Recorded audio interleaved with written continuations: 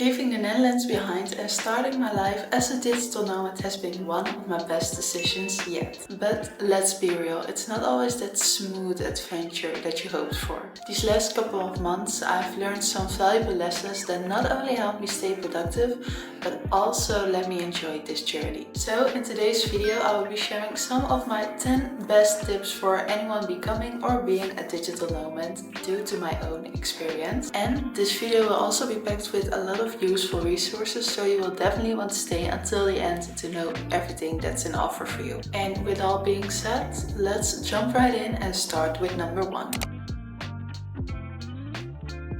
You are or you will be a digital nomad. Well, then you might already know how important it is that you have the right tech with you during your travels. When me and my partner finally made the decision that we wanted to pursue this digital nomad lifestyle, there was one thing clear right away. We needed to upgrade our gear. I mean, my laptop out of 2012 wouldn't survive those cool adventures for a long time.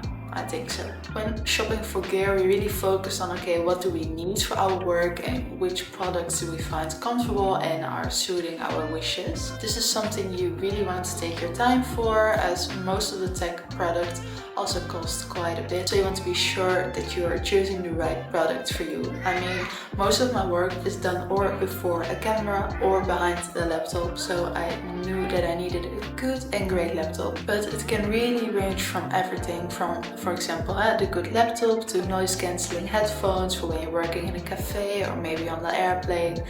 Having the right gear can really break or make your workflow. My own complete tech packing list exists all out of this, and believe me, it's definitely worth all the weight extra in your luggage. With all the traveling and switching from spot to other hotspots, it's an essential to find an accommodation that meets all of your needs. However, finding those perfect spots can be a bit challenging sometimes, like situations where there are too many choices to choose from, or maybe even struggling to find any great options at all. Luckily, a game-changing Chrome extension has been recently launched called Basis. Basis is a tool that will help you while scrolling through Airbnb to find that perfect listing for your long-term stay. The tool will score specific Airbnb listings on how suitable they are for long-term stay for digital nomads like you and me. The tool will also call out some green or red flags, and for red flags you can example think of bad Wi-Fi, inconsistent hot water or bad lighting. Personally, I've been really finding this tool so useful as it just makes the search for a great Airbnb location better. It gives you an extra insight that you think, oh wow, I didn't even think of considering things like this. You can download it easily online from the official Google Chrome extension store, and Basis is a real life-saving for any digital nomad searching online for a great accommodation. I couldn't recommend it enough, and it's definitely one thing that I'm going to be using for the whole year 2025 and after that. And by the way, I have added the link where you can find the Basis extension in the description down below, so you can easily download it yourself and make your Airbnb searchings a bit easier. On to number 3. Planning ahead is important, but for any digital nomad, I think staying flexible is even more important. And yes, this is something that I really learned in the hard way. Starting with leaving Vietnam 1.5 months earlier, or leaving Malaysia 1 month earlier. When I was still in the Netherlands, before I hopped on this great adventure, I really thought like, okay, I'm going to stay 3 months ahead every time. In the end, that's one thing that I've learned and not going to do anymore. The thing is, sometimes life just happens, things change, maybe you want to leave a place, maybe you need to leave a place.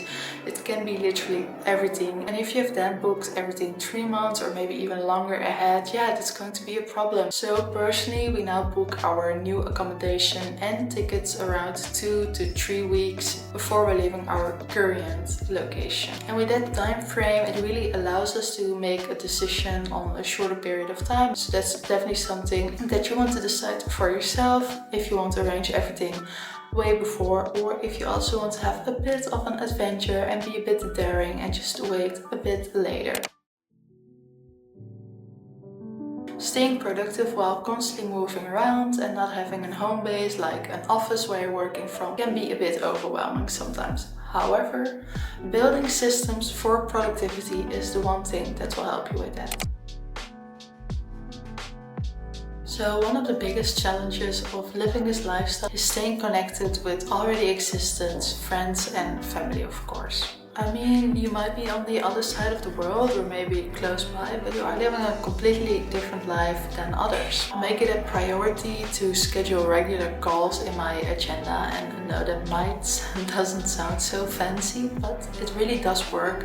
And in that way, to really schedule it, you won't forget it and you will actually get to spend time together, even if it's online. So while focusing on this specific topic, there is actually one thing that I really want to give you as a tip, and that is to try to be creative with new ways to spend time together. Of course, it's fantastic to just have a FaceTime call or through WhatsApp, just talk and chat and have a nice time. But there are so many more ways to connect, even when you are so far apart from each other. For example, with one friend, we both have a Nintendo Switch, and that's definitely my favorite way to connect with her, as we both schedule always on Monday and we just play games, not play games online together. For example, It Takes Two. I mean, it's a game that you need to play with 2 players, and it's just amazing because we're chatting about life and our experiences, but we're also really doing an activity together. So it's not only just calling, although as I said, that can be nice as well. It's time for number 6, and that's something that you will be dragging with you wherever you go, and of course I mean your luggage. So in my opinion, I've noticed that for digital nomads, luggage really depends on personal preferences. I see people with backpacks and just taking it with them. I see people with suitcases. It really depends on maybe how much luggage you're going to bring with you or just your overall preferences. Personally, I travel with my big suitcase that I check in always when I'm flying. And beside my suitcase, I also travel with a backpack from Captain & Son. That's amazing quality as well. So it's a good thing to maybe keep track of everything that you're taking with you. I know when I just left the Netherlands that I made a complete list of all the things that I was bringing with me.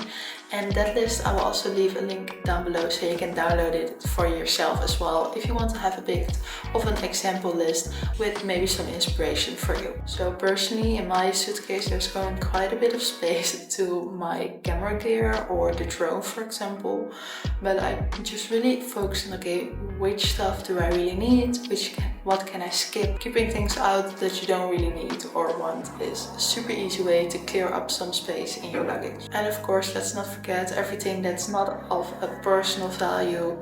You can easily buy it wherever you go. So if you forget something, yeah, that sucks, but you can buy it everywhere. So don't worry too much about it. Even with all the freedom that you get with the digital nomad lifestyle, what I've found really important is building a routine. We already talked a bit about it during my productivity tips. However, I think building a routine is really something on its own. So that's why it's also a separated tip as well. When I first arrived in Vietnam, I really struggled with finding a routine. Well, I actually didn't have a routine at all. I had a dream routine. So I really found that creating a routine and creating habits really helps with that constantly evolving surroundings when traveling around. So it's really key to have a nice and productive work day. Number 8 is a tip that is important for literally anyone who's traveling to another country, but I also wanted to highlight it in this specific video. And that is to know the local laws of the country that you are visiting. And now this might not be the most fun activity of your day. However, every country has its own laws, and not knowing them can easily cause you a lot of troubles. Troubles that you can easily avoid with just a quick search online. And I mean, we're literally working from behind a laptop, so that quick online search is easily done. And besides that, you don't only want to know the rules for making it easy for yourself, but also by a way to show respect to the country and the people that you're visiting. So yes, it's not the most exciting part of your adventures, but it will help for a smooth adventure.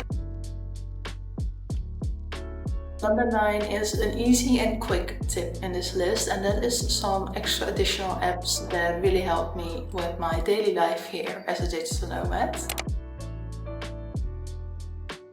Last but not least, something that you don't want to forget, travel insurance. Traveling and living life to the fullest is fun, exciting, and even more fun. Fun like trying out new things like ziplining in a jungle or snorkeling near an island. It's all amazing. However, as we say it in Dutch, een ongeluk zit in een klein hoekje. Or in English, accidents happen easily. Travel insurance is something that you hope you will never need. However, if you do, it's great if you have it already arranged and don't need to think about it. Personally, after a long research, I have chosen to go with Safety Wing.